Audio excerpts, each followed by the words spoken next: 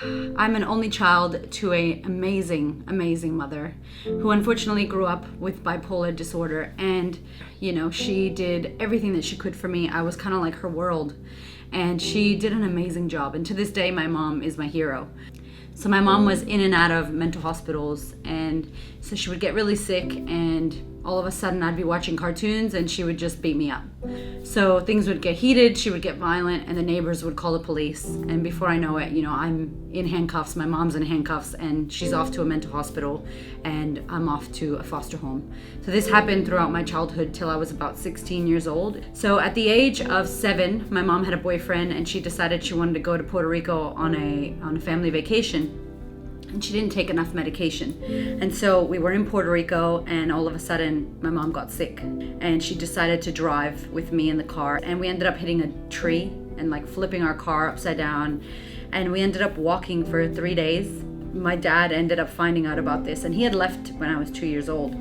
So my dad came and kidnapped me and took me away from my mom. I didn't know him, and he took me for a year.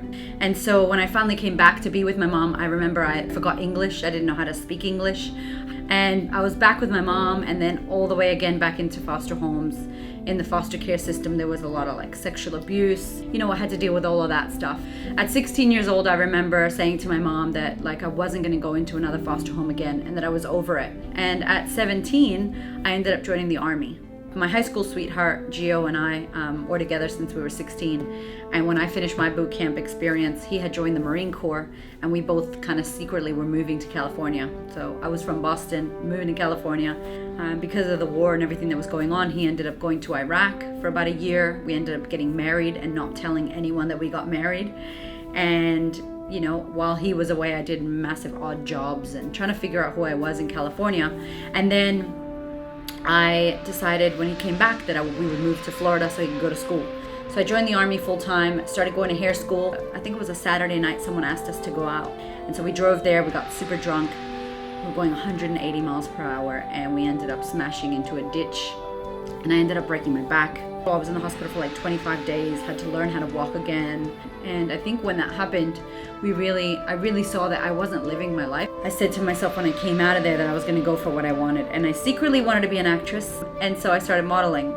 It was interesting because I was in the Army full time, then at night I was in hair school, and then on the weekends I was doing bikini modeling and music videos with Pitbull and Spanish reggaeton artists. And then the following year, unfortunately, my husband was drinking and driving again. And when I woke up in the morning, he wasn't home. He wasn't there. And I remember going home and seeing that the hospital had rang. And when I walked in, I had a nurse and a doctor came out and said, "I'm so sorry, he didn't make it." It was really hard after that. And so I think for me, I tried to delete that happened and try to pretend that didn't happen. Long story short, I got into a bunch of bad relationships, drank way more alcohol than what I should have. I met someone in Las Vegas at a hair conference, and he was from Australia. And I ended up going, yeah, this guy's cool. I like him. He's different. This is awesome. And I ran away from America and moved to Australia. That relationship wasn't good. I got into another relationship that wasn't good. And so I finally met my husband, who was my personal trainer.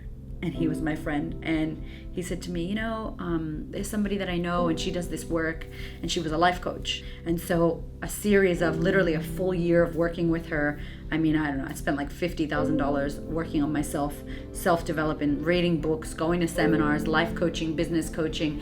I was able to really heal my life and heal my story. And then I got so excited about the power of this that I decided that I wanted to do this as well. And we started running workshops for women. I was a stylist when I moved to Melbourne, and that was great, except I realized that no matter what we have on, no matter how much makeup you have, or your fucking nails are painted or not, doesn't matter.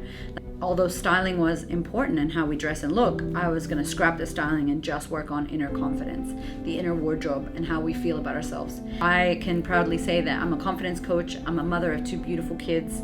I'm married to the most amazing, conscious, sexy ass man in the world.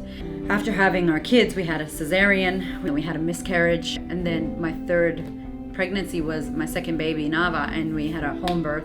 It was calm and beautiful and amazing, and it really just showed me that, you know, the contrast of life and how you can have one thing and you can have another thing, and, you know, it just depends on what you're making it all mean. And the message is just be who the fuck you are, you know, heal your shit. You have a unique narrative, and, you know, reclaim who you are and your confidence and stand in your fully expressed selves. So that's the main message, and I'm honored to be here to be able to share that with you.